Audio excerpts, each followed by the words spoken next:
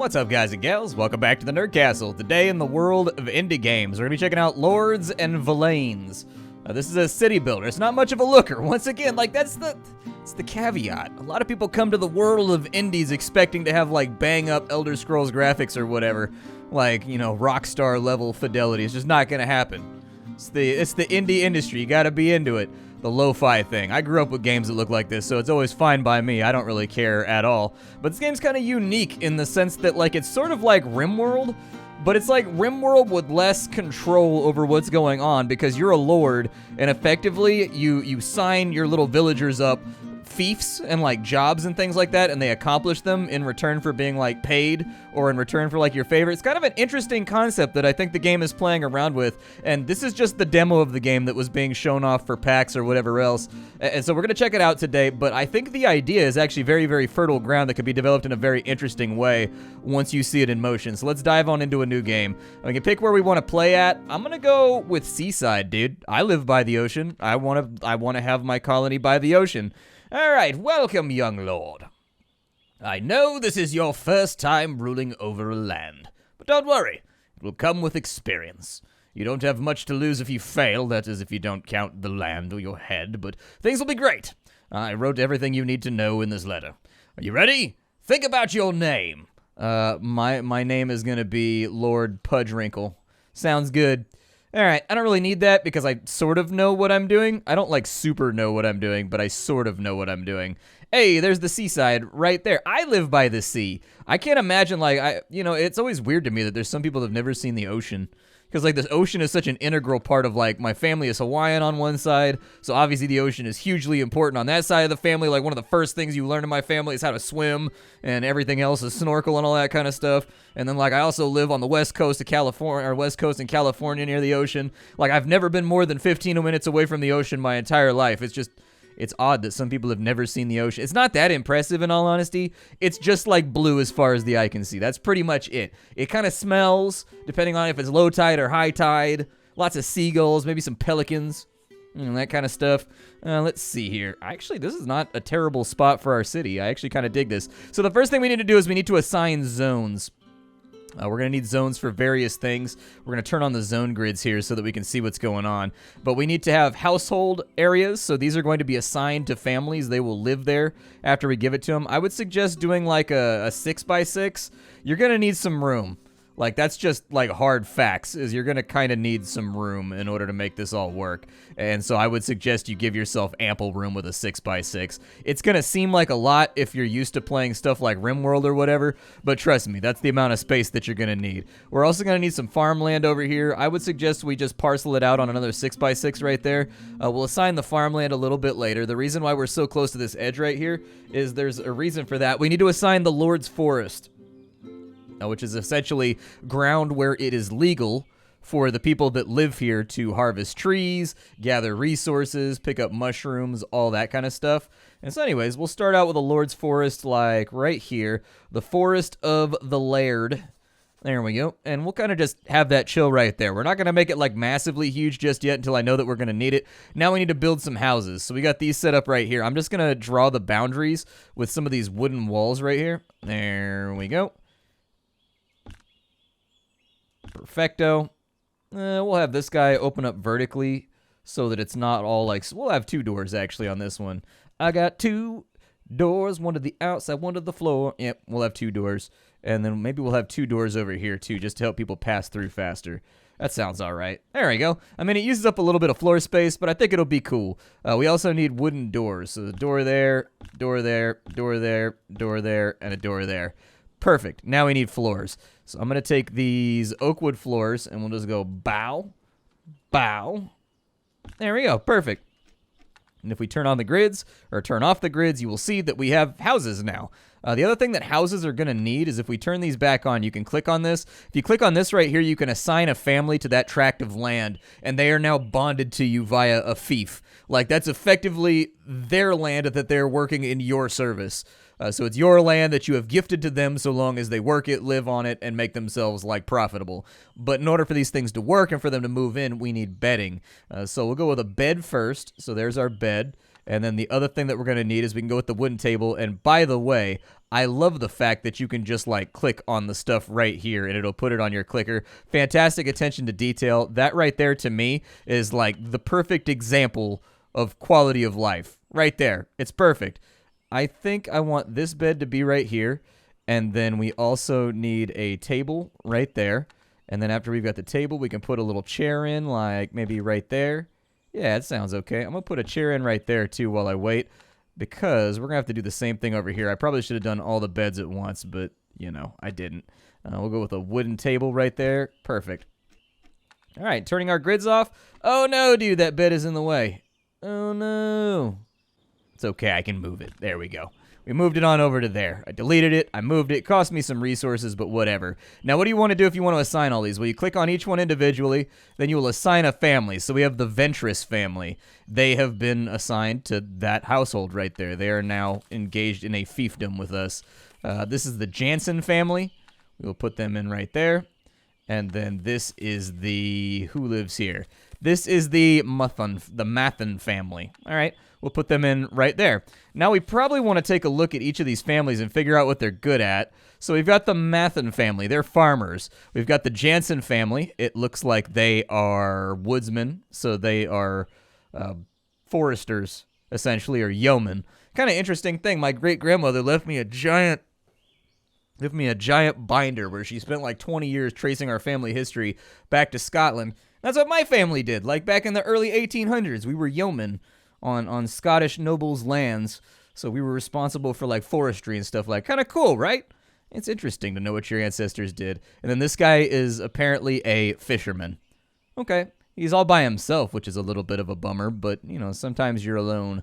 I'm all alone. We can turn off our grids, kind of. Well, no, we can't. I need to assign this to the farming family, so they are farmers. Perfect. It automatically grabs the people with the highest skill, by the way, if you need to assign somebody, so you really don't have to worry about it. I still double check it just because, like, posting this on the internet is like walking through a minefield of just, like, nastiness and comments.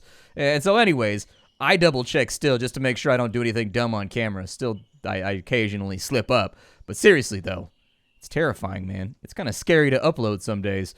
All right, so we've got all these people moved on in. We sort of need to think about what we want to get done out here. So for the farmland, they want a flailing spot. A flailing spot is where they can beat the grains. That's one of those things that most games omit about the grain processing. But you take them and you beat them to separate the wheat from the chaff, effectively. And then we need to turn this into farming spots. So we'll go ahead and take all those right there. They are now officially farming spots. So these guys should start working it. Over here, we can make a tree spot, I guess.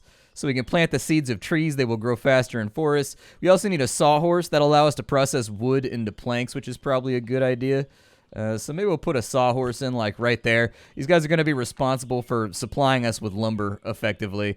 And it looks like they're already doing a pretty good job just chopping everything down. The good news there is that they're a pretty large family, which gives them a lot of hands to work. Oh, I like how the trees fall.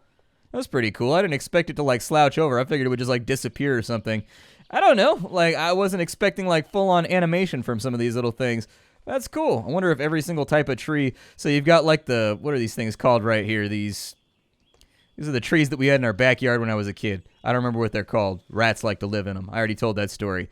Anyways, we've got, like, you know, oak trees or maple trees or whatever. Those are apple tree, okay? We've got, like, maple trees over here. There's no birch trees.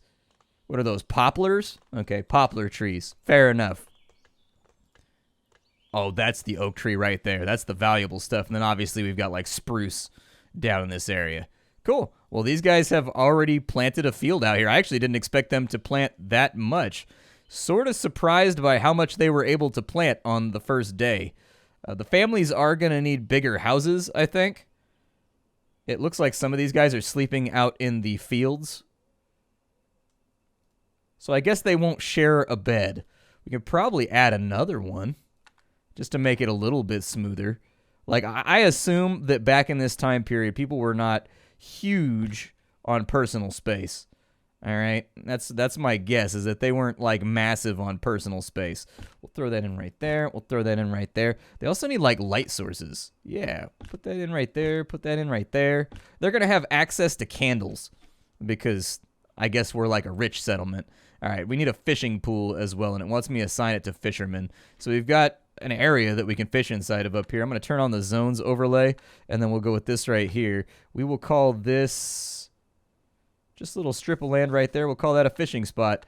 And then we are going to... No, I don't really want to change those around. What we will do is we'll assign Ventress over there. Perfect. So we've completed off that part of what it wanted me to do. Now we've got to harvest 10 wheat now, make some wood planks, catch some fish, all that fun stuff. Now we get to dive on in because we've reached the end of my expertise. And so now we're just going to be playing around with core systems and finding out what's interesting here. So as far as production goes, we've got cauldrons, we've got ovens, we have a fishing rod right there. It looks like it takes wood rods though. So we need to figure out how we can do wood rods. I would suggest that we just make some little tree planting spots around here out in the forest, just so we don't completely strip this area of all of its like land and all of its bounty. The other thing that we're gonna do, we got a bloomery, we got a smithing workshop right there, a cooling casket. Apparently that's where you cool down heated steel. All right, that's a new one. Tree spot, sawhorse, wood planks.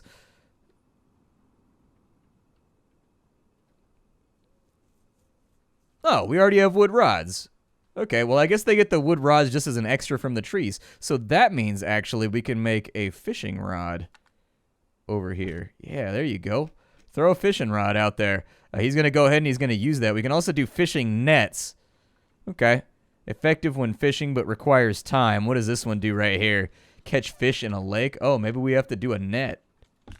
I'll throw a net out there. Why not? Net fishing is super efficient. We talked about that when we were playing Medieval Dynasty, is that like there are areas that you can kind of see if you're used to doing outdoorsy stuff where you're like, oh, that's where the animals come through.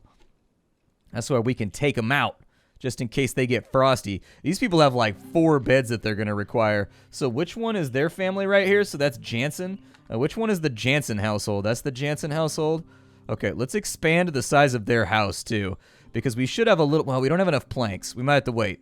We don't have enough planks, but I do think that I can expand the size of their land right here. It's very interesting thinking about what could be with this game, because really, a fiefdom is kind of an ordination between God and like, because during the time period, anybody that was noble or anybody, they were chosen by God, effectively. That was the thought of the time. And anybody that wasn't noble was at the behest of people that were noble, effectively. So you see what I mean when like a fiefdom was kind of a contract with God in a way, almost.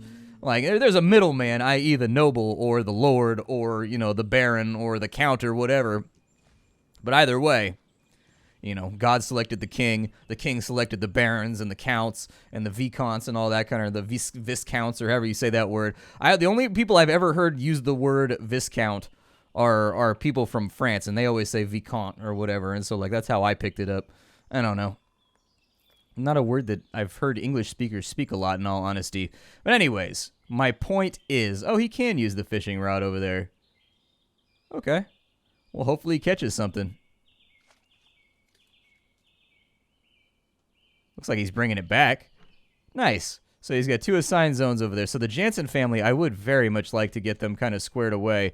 With the sawhorse, do I have to set up any kind of activity with that? Is that a thing that I have to do? Wonder if it has to be inside the work zone in order for it to function. I don't know. We got lots of wood. I'll throw another one right there just in case. We're testing right now. We're doing interesting things. More people are sleeping. The Jansen family needs to be expanded upon very, very badly. Like, their land is not great. Let's see here. So, you guys maybe make the house a little bigger. Oh, that did not do what I thought it was going to do. Yes. Let's do that. And then you guys. There we go. That's what I was hoping I could do. But like as I was saying, it opens up a lot of interesting things because at the end of the day, the lord and the person that is running the fief down here or working the fief, like they kind of have to come to an equitable arrangement. Like, I require you to do certain things. So in medieval times, that was typically something like repairing the lord's fence was like a big one. Every one of the Lord's areas was fenced off, and the people that lived on that fief, you would have an entire season where your job was to mend that fence and fix that fence. That was like one of your major duties back in those days. Duties. Anyways. And in exchange for doing that, you were granted certain rights on that land. On top of that, you owed like a certain amount of your harvest and like a certain amount of everything you produced to the Lord, all that kind of stuff. We could put a door back in, I think. Hopefully I have enough. I don't know if I have, actually, I don't actually know if I have enough for a door. It takes 4 planks. Yeah, I don't have enough planks. Well, hopefully they'll do it tomorrow so that I can get it finished off. But the ultimate goal that I was shooting for here is I wanted to get a couple more beds indoors. What do those take? Oh, those take planks too. Okay, so we are like superbly... Oh, I like how there's different... if you take a look at the grain fields, I like how there's different stages of growth too. It starts out kind of patchy and it comes in a little bit thicker. I wonder if it's going to gain like a verticality to it, or almost like a parallax, I guess, that'll give it some depth out there. Kind of curious about that. Suppose we'll find out.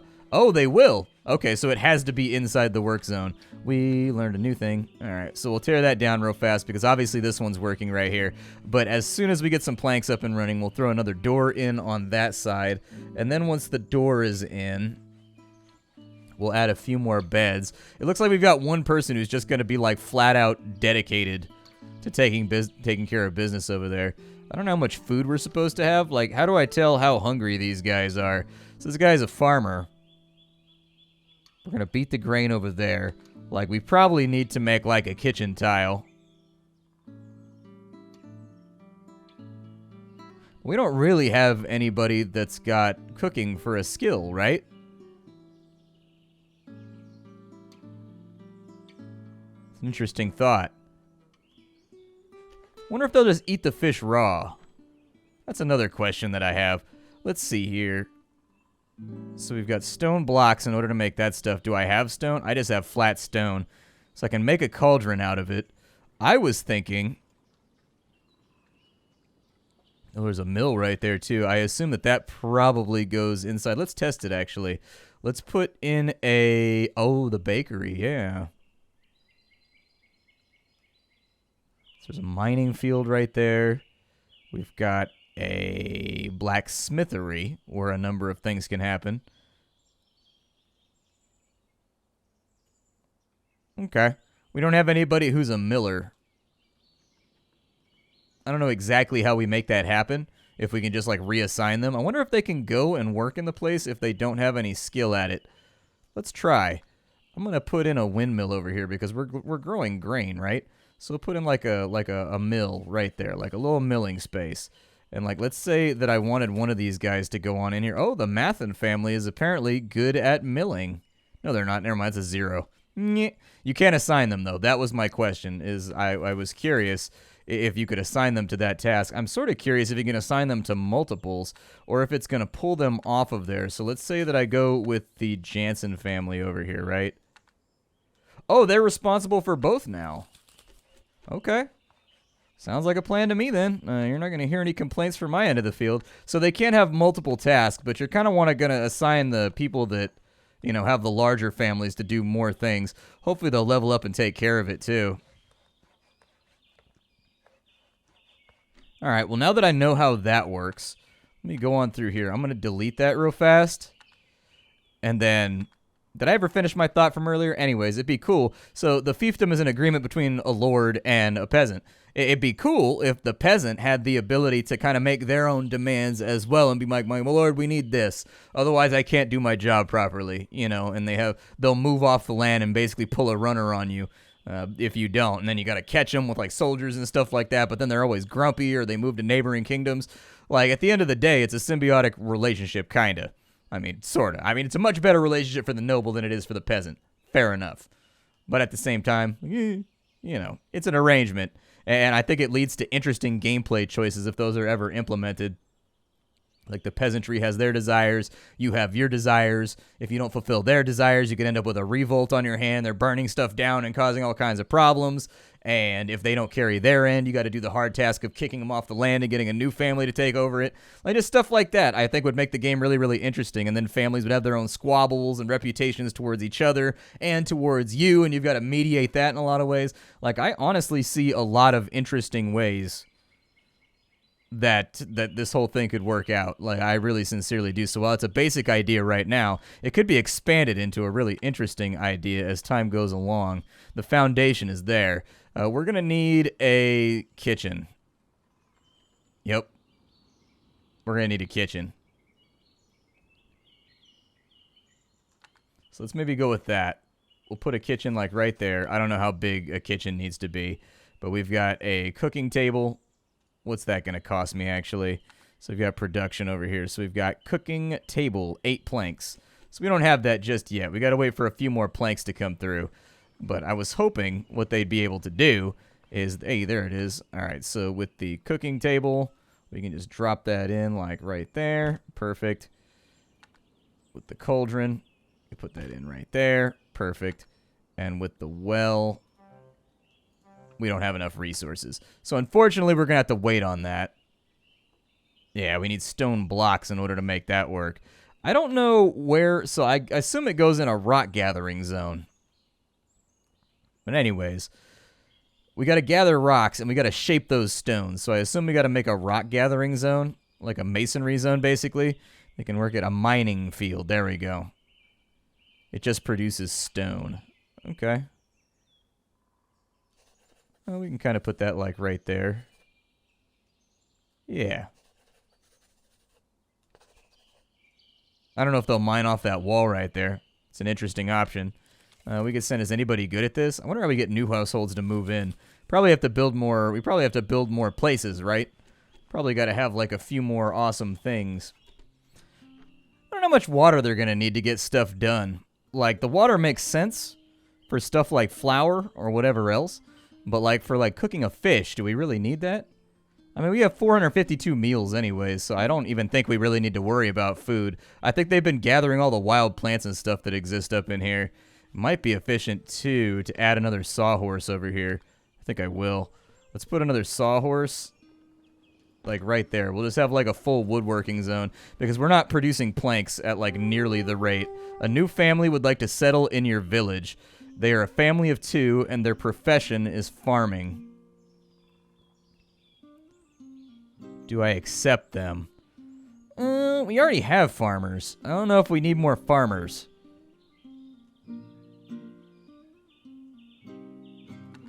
Alright, so I sort of invite you guys in, like, tentatively. Like, I'm not super excited about it. Like, you guys aren't going to be doing the job that you want to do, unfortunately. But, you know, maybe someday. Maybe someday. They're just going to need, like, a little tiny house. So, like, I feel like another 6x6 is probably an okay option here. So we'll put that in right there. We've got wooden doors. There's that.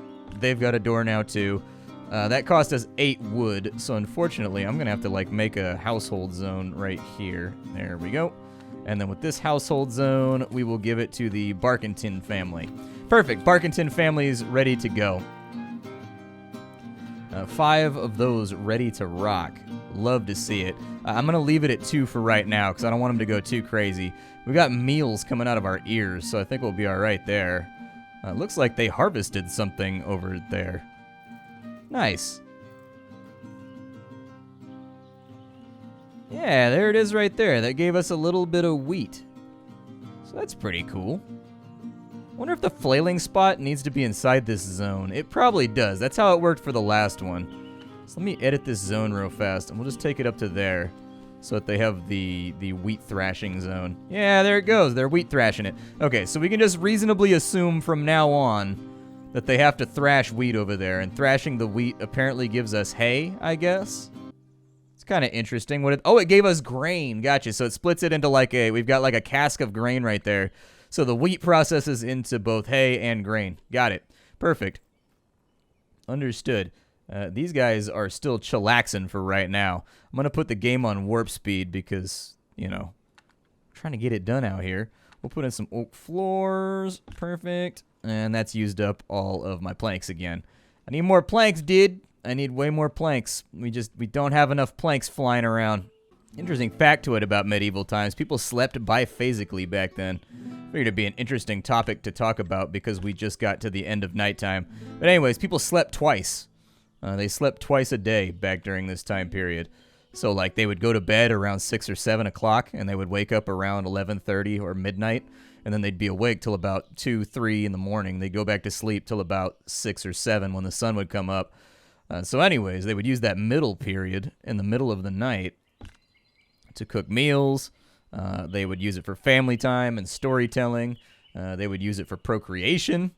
The science of the time thought that you could maximize your chances of having a child by doing it during, your in between your first and your second sleep, which is what they called it in the time. So anyways, kind of an interesting thing. So if you're one of those people like me who wakes up, like I go to bed around midnight, and sure as shit, I will wake up at 4 a.m. pretty much every single day and be awake for like 20, 30 minutes, then fall asleep again.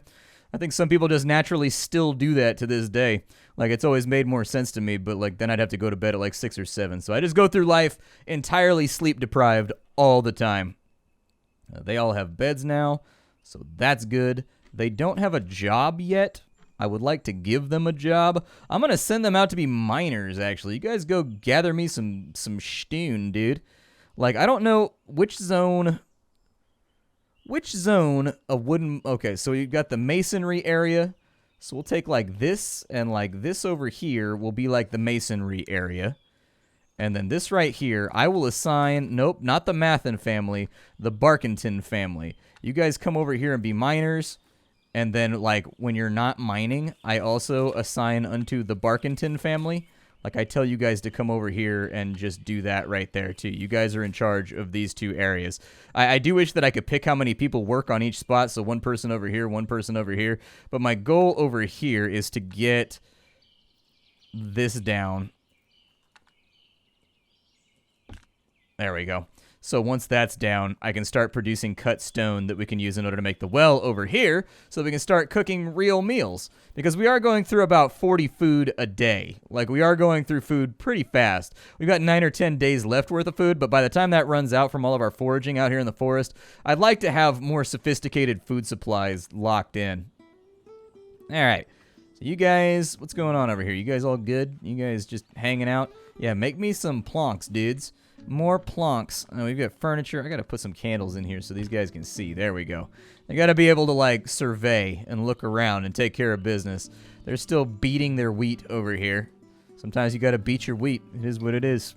It's actually kind of interesting. On observation, it looks like they're not going to do that job over there. So unless they... Well, maybe? No. I've been watching them now for a day or so, trying to figure out if they're going to go do the stone carving. I think you actually have to have families that specifically have that ability. Otherwise, they just flat out won't go do it. Either that or I've got completely and totally the wrong idea about gathering stones. That's also possible. Like maybe rock gathering. It does look like there's rocks and stuff in this field. We can try it. There we go. We'll give Barkington a shot over here. And then with this guy right here, we'll just delete it. Because obviously they're not doing a whole lot over there. I was wondering if they were going to go after these big rocks over here or anything, but it looks like they're not gonna. Yeah, I think they have to be assigned to the job that the family is good at. It makes sense. Like, you know, that's a thing you've trained your entire life to do. You're really good at farming. You're probably not going to, like, make a break for it and become a mason the next day. So what I'll do is I'll make another farming zone right here. I'll assign it to the Barkingtons, and maybe we'll have the Barkingtons just beat wheat. Like, we'll remove the wheat processing spot from right there. And we'll have the Barkington family do all the processing on this side, maybe. Like, we can go, like, right there. And now that we have it, we can assign this to the Barkington family. There we go. Barkington family is good to go. And then they just need flailing spots. And they only need 2 of them. And so then what we can do is we can come back around this way and we can destroy that guy. Perfect. So now we have 2 spots where they can beat the wheat so that these guys can focus themselves entirely on just like harvesting those. But you see what I mean? I like this game. I like the idea that it's playing around with. I'm interested in seeing how as it develops it's going to get more sophisticated and add more mechanics to the mix, because I honestly think that this could be a really cool city builder with a really cool hook if they really lean on that idea of the relationship between the Lord and the villagers, and like avoiding revolutions and riots and, you know, peasant uprisings and things, while at the same time also becoming profitable. And maybe like you've got somebody above your head like the king who wants things from you because you're a lord and you're supposed to be paying your taxes, so you've got to pull a certain amount of money out of the land. Like, I could see interesting things happening with this idea that diversify it quite a bit from the core colony building RimWorld experience that people are accustomed to. And so anyways, cool game, Lords and Villeins. Check it out down below. You can play the demo for yourself if you want to fiddle around with it.